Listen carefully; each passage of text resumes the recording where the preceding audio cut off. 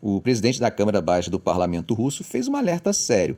Ele disse que a Ucrânia está puxando os Estados Unidos e a Europa para uma grande guerra. Na quinta-feira, ele pediu aos líderes ocidentais que ajam com responsabilidade para evitar uma catástrofe. A guerra do presidente Vladimir Putin na Ucrânia causou a pior ruptura nas relações entre a Rússia e o Ocidente desde a crise dos mísseis de Cuba em 1962. Agora a Rússia está avançando na linha de frente na Ucrânia. Segundo Vyacheslav Volodin, presidente da Duma estatal e aliado próximo de Putin, o regime de Kiev está arrastando os Estados Unidos e os países europeus para uma grande guerra. Volodin também faz parte do Conselho de Segurança da Rússia. Ele comentou que parlamentares ucranianos estão tentando convencer os Estados Unidos a permitir que Kiev use armas fornecidas pelos Estados Unidos para atacar o território russo. Veja só o que ele disse. Esse caminho leva a uma tragédia que pode afetar toda a humanidade. Os políticos ocidentais precisam perceber sua responsabilidade e fazer tudo para evitar que a situação leve a uma catástrofe global. Enquanto isso, em Kiev, na quarta-feira, o secretário de Estado dos Estados Unidos, Antony Blinken, falou que Washington não incentivou nem permitiu ataques fora da Ucrânia. Mas, em última análise, a Ucrânia precisa tomar decisões por conta própria sobre como conduzir essa guerra. Nós falamos no vídeo de ontem sobre isso, vocês lembram o que ele disse? Fomos claros sobre nossa própria política. Mas, novamente, essas são decisões que a Ucrânia tem que tomar, e a Ucrânia fará por conta própria. Bom, a Ucrânia afirma ter direito de atacar alvos russos, já que está sendo atingida por mísseis russos diariamente. Já os Estados Unidos até agora têm sido cautelosos quanto ao uso de suas armas em um ataque direto à Rússia, que é a maior potência nuclear do mundo. Logo, é uma situação que tem riscos mais amplos. Putin e o presidente dos Estados Unidos, Joe Biden, alertaram que um confronto direto entre Rússia e a aliança militar da OTAN, liderada pelos Estados Unidos, poderia desencadear a Terceira Guerra Mundial. Bom, a gente não poderia terminar esse vídeo sem falar sobre o evento trágico que se abateu ontem sobre Robert Fico. Olha, gente, o primeiro-ministro da Eslováquia, Robert Fico, está em condição estável, mas ele ainda não está fora de perigo. As autoridades pediram calma depois desse tiroteio que revelou as profundas divisões políticas que têm ocorrido lá nos últimos meses. Como vocês devem saber, na quarta-feira, pelo menos 5 tiros foram disparados contra o primeiro-ministro da Eslováquia, Robert Fico, de 59 anos. Isso aconteceu enquanto ele se encontrava com um pequeno grupo de apoiadores após uma reunião do governo na cidade de Hantlovar, que fica a cerca de 150 quilômetros a nordeste da capital Bratislava. O ministro do interior do país disse que o suspeito do tiroteio é um homem que agiu sozinho e participou de protestos antigovernamentais. Matusz Sujai-Stok contou aos repórteres na quinta-feira. Este é um lobo solitário que se radicalizou recentemente após a eleição presidencial. Ele também mencionou que o ataque foi motivado por razões políticas, sugerindo que o suspeito discordava dos planos do governo envolvendo a mídia e o sistema de justiça. O ministro da Defesa, Robert Kalinak, afirmou que a tentativa de assassinato foi premeditada. Na tarde dessa quinta-feira, ele disse que Fico estava em condição estável, mas que ainda era cedo para dizer se a situação estava sob controle. Veja o que ele disse.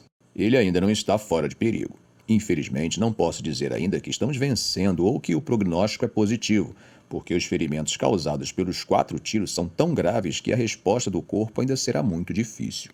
Esse tiroteio aconteceu 3 semanas antes das eleições para o Parlamento Europeu, e as pesquisas indicam que partidos populistas e de extrema-direita no bloco de 27 nações podem ganhar mais espaço. Veja o que Pellegrini disse em um comunicado. Estou pedindo a todos os partidos políticos da Eslováquia que suspendam temporariamente ou reduzam consideravelmente suas campanhas para as eleições europeias. A Eslováquia deve evitar mais confrontos. A mídia local identificou o suposto atirador como Juraj Cintula, de 71 anos, de Levice, no centro-sul da Eslováquia. Ele teria sido um ex-segurança de um shopping center, autor de 3 livros de poesia e falado no YouTube sobre seu desejo de formar um movimento político. Na quinta-feira, vários policiais estavam na entrada do prédio onde Cintula morou por 40 anos. O site de notícias Aktualieska falou com o filho do suspeito, que disse que seu pai possui uma licença de arma legal.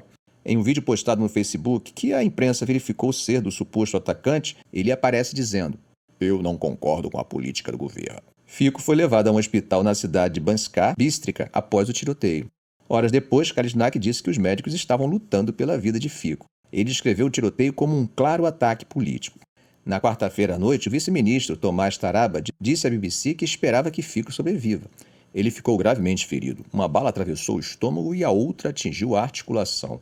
Ele foi imediatamente transportado para o hospital e depois para a cirurgia.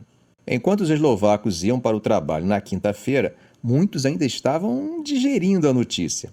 Maria Isabó, uma lojista em Bratislava, comentou o seguinte: "Eu não tenho palavras para isso. Isso nunca deveria ter acontecido no século XXI. Não importa em quem você vote.